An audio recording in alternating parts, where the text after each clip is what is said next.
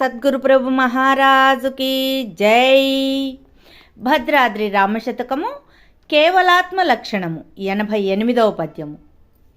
సృష్టికి పూర్వంబు సృష్టికి పరమందు సృష్టియున్నప్పుడు సృజనలేక సకల దేశంబుల సకల కాలంబుల సకల వస్తువుల చంచలములేక ప్రాగ్దక్షిణంబుల పశ్చిమోత్తరముల నాలుగు మూలల మీద నడుమ క్రింద అచలమై సత్యమై ఆద్యంత శూన్యమై పరిపూర్ణమై బట్ట బయలుగాను ఏకమయ్యుండు ఏ బాధ లేకయుండు అట్టి వస్తువు కేవలాత్మననగబడును.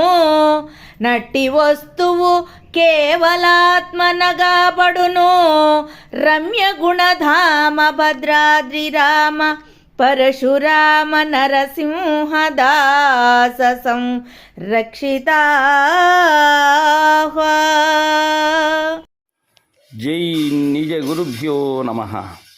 జై అమలాంబ సమేత అనుభవానంద రాజయోగీంద్ర ప్రభుస్వాముల వారి దివ్య చరణారవిందములకు ద్వాదశి వందనములు సమర్పించుకొనుచు శ్రీవత్ పరశురామ నరసింహదాసు గారిచే విరచితమైన భద్రాద్రి రామ శతకమునందు కేవలాత్మ లక్షణంలో 88వ పద్యాన్ని మనం ముచ్చరించుకుంటూ ఉన్నాం.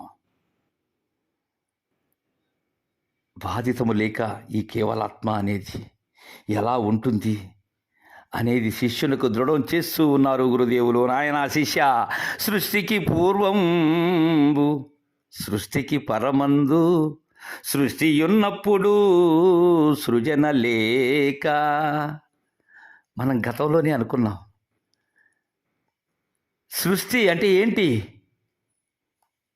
నేను కలిగినటువంటిదే సృష్టి, నాచే కలిగినటువంటిదే సృష్టి, నా రాకడే సృష్టి. అయితే నేను రాక పూర్వము ఏదైతే ఉన్నదో అది పరిపూర్ణం. సృష్టికి పరమందు, సృష్టికి పరమేమిటి? నేను లేకపోవటమే సృష్టికి పరం. అదే లయము.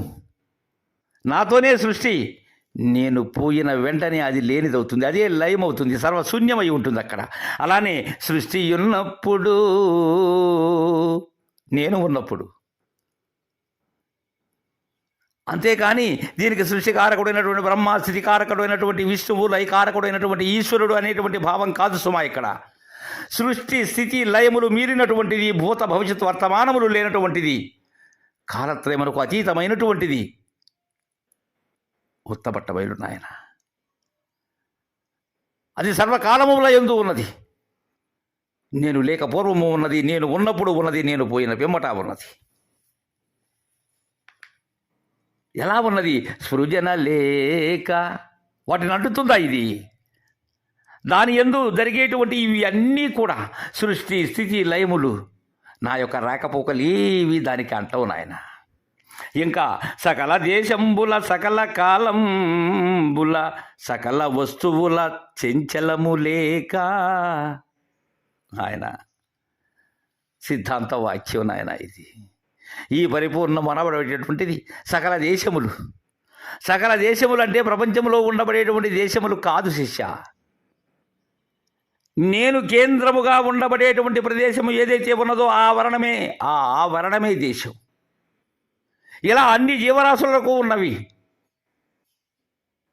ఆ జీవికి సంబంధించినటువంటి ఆవరణం, ఆ నరుడికి సంబంధించినటువంటి ప్రదేశం.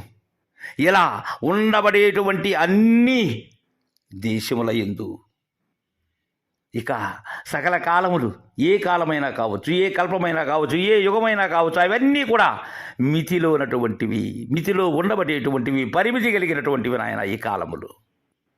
కానీ పరిమితము లేనటువంటి అమితమైనటువంటిది ఏదైతే ఉన్నదో అది పరిపూర్ణము. సకల వస్తువుల చంచలము లేక, చలనము లేదు, అచలము లేదు, రెండూ లేవు నాయన. సకల వస్తువుల యందు మనం గత శేష మధ్యంలో ముచ్చరించుకున్నాం, అది లేనిదే లేదు శిష్య. ఇంకా ప్రాగ్దక్షిణంబుల పశ్చిమోత్తరముల నాలుగు మూలల మీద నడుమ క్రింద. నాయన ప్రాక్ దిక్కు తూర్పు. దీనికే మనం పరిపూర్ణ అచల ధ్యానంలో చూస్తాం.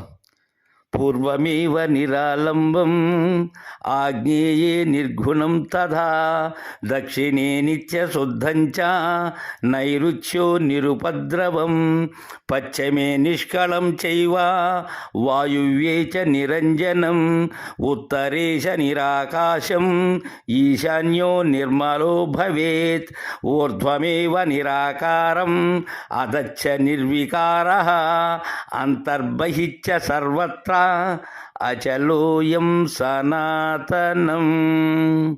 అచలోయం సనాతనం. ఒక దిక్కని ఏముంది నాయన? సర్వ దిక్కులా దిక్కు కానటువంటిది ఉన్నది, దిక్కు లేనటువంటి దొరతనము నాది. ఈ మూలము లేని గుడి తిరిగే శరీరముది. దిక్కు లేనటువంటి దొరతనము నాయన దీనిది. అది ఒక దిక్కని కాదు నాయన దానిది. అన్ని వైపులా అదే ఉన్నది. దీక్షితుల వారు అన్నట్టుగా నువ్వు పోతూ ఉంటే నీ ముందుగా అదే ఉన్నది, నీ సర్వము అదే ఉన్నది. సూది మోపను సందు లేకుండా ఉన్నది శిష్య అది. ఇంకా అచలమై సత్యమై ఆద్యంత శూన్యమై పరిపూర్ణమై బట్ట బయలుగాను. ఏ అచలమది? చలాచలములలో ఉండబడేటువంటి, ఒకప్పుడు అచలముగా ఉండి మరలా చలనము స్థితి చెందేటువంటి ఆత్మ కాదు నాయన అది. అది ఎప్పుడూ మార్పు చెందినటువంటి అచలమది. అది సత్యమది. సత్యమైనటువంటిదే బట్టబయలు. దానికి ఆది లేదు, అంతము లేదు, మధ్యము లేదు. ఈ మూడు లేనిది, ఈ మూడు శూన్యమైనటువంటిది, పరిపూర్ణమై. ఇక వేరే పదము దీనికి చెల్లదు నాయన. అది బట్ట బయలు నాయన. అది అతి రహస్యమైనటువంటిది. గురు కరుణతో, గురు కృపతో అది బట్ట బయలైనటువంటిది. ఆ బట్ట బయలు చూపినటువంటి వారే గురుదేవులు శిష్య. అలా కానట్లయితే వారు ఎన్నటికీ అది అడవి మార్గమే అవుతుంది. ఈ ఉత్తబట్ట బయలు అనబడేటువంటిది తనకు తానే స్వతసిద్ధమై చెలించక ఉన్నది శిష్య. దానిలో ఈ ప్రపంచం ఏనాడు పుట్టనే లేదు నాయన. అయితే ఎలా తెలియాలి? ఇది నిజ గురువు ఉపదేశం. ఈ ఉత్తబట్ట బయలు ఏమీ లేదు అనటమే నిజ గురుదేవుని ఉపదేశం. కలలో తోచిన రూపము ఎలాంటిదో అలాంటిదే, మూలము లేని గుర్తిరిగే శరీరం అని ఎవరైతే దృఢం చేస్తారో అది నిజ గురువు ఉపదేశం. ఈ ఉత్తబట్ట బయలే పరిపూర్ణం శిష్య. అయితే ఎలా కానవస్తుంది ఇది? ఈ ఉత్తబట్ట బయలు నిజ గురువు చెప్పక ఎవ్వరూ కానలేరు శిష్య. ఆచార్యవాన్ స్వరూపో వేదా అనేటువంటిది నాయన వాక్యం. అయితే ఇలా చెప్పేటువంటి వారు ఎవరై ఉండాలి? పుట్టని చావని గురువు అయినటువంటి వారు మాత్రమే దీనిని సౌమ్య చేయగలరు, ఆ సూచన అందించగలరు, ఆ కీలు తెలపగలరు, ఆ దర్వాజాని లేని దర్వాజాని తీసివేయగలరు. మిగిలిన వారంతా కూడా దర్వాజా ఇవ్వల ఉండి దర్వాజా అవ్వల ఏదో ఉన్నది అనేటువంటి మాటలతో మమేకమైనటువంటి వారే. ఆ గోల వద్దు శిష్య. శరీరం అయి ఉండబడేటువంటి గురువు ఏనాడు దీనికి పనికిరాడు నాయన. అందున నేననే అహంకారం ఉన్న గురువు అసలే పనికిరాడు శిష్య. పుట్టని చావనిది ఏదైతే ఉన్నదో అదే సత్యమని, అదే అచలమని చెప్పేటువంటి గురువు కావాలి నాయన. ఇక్కడ అందరూ గురువులు దీనికి పనికిరారు శిష్య. అందుకే అచలమై సత్యమై ఆద్యంత శూన్యమై పరిపూర్ణమై బట్ట బయలుగాను ఏకమయ్యుండు ఏ బాధ లేకయుండు అట్టి వస్తువు కేవలాత్మనగబడును. అది ఏకమై ఉంటుంది. అయితే ఏకమది ఏకం నిత్యం విమలమచలం సర్వదీ సాక్షిభూతం అనబడేటువంటి ఆత్మకు సంబంధించినటువంటి అచలం కాదు నాయన. అది ఆ ఏకం కాదది, మార్పు చెందనటువంటి ఏకం. అది ఎలాంటి బాధ లేనటువంటిది. ఈ బోధే బాధ లేనటువంటి బోధ నాయన. ఇది గురుదయతో అనాయాసమైనటువంటి సునాయాసమైనటువంటి బోధ శివరామ దీక్షిత పరిపూర్ణ బోధ శిష్య. అలాంటి వస్తువు ఏదైతే ఉన్నదో ఆ వస్తువు నిర్ణయం చేసేటువంటి గురుదేవులు ఎవరైతే ఉన్నారో అలా తీర్పు చెందించేటువంటి గురుదేవుని దయతో కేవలాత్మ అందుకోగలగాలి. ఇక్కడ నీ కోసం కేవలాత్మ అంటున్నారు శిష్య, దానికి పేరు లేదు నాయన. రమ్య గుణధామ భద్రాద్రి రామ పరశురామ నరసింహదాస సంరక్షితాహ్వా అని తెలియజేస్తూ ఉన్నారు. ఇది నిజగురు దయతో అందుకోవలసినటువంటి పరిపూర్ణ బోధ. సృష్టికి ముందు కానీ, సృష్టి వెనుక కానీ, ఇప్పుడు కానీ, ఎప్పుడూ కూడా పుట్టుట గిట్టుట లేకుండా ఉన్నది. సకల దేశముల యందు, సకల కాలముల యందు, సకల వస్తువుల యందు చలనము లేక, తూర్పు దక్షిణ పశ్చిమోత్తరములలో అంటే ఈ 4 దిక్కులలో, 4 మూలలలో, పైన నడుమ క్రింద అంతటా అచలమై ఆజమధ్యాంత శూన్యమై పరిపూర్ణమై బట్టబయలుగానున్న వస్తువే కేవలాత్మ అని చెప్పబడి ఉన్నది నాయన. ఇది గురు కరుణ అయి ఉన్నది.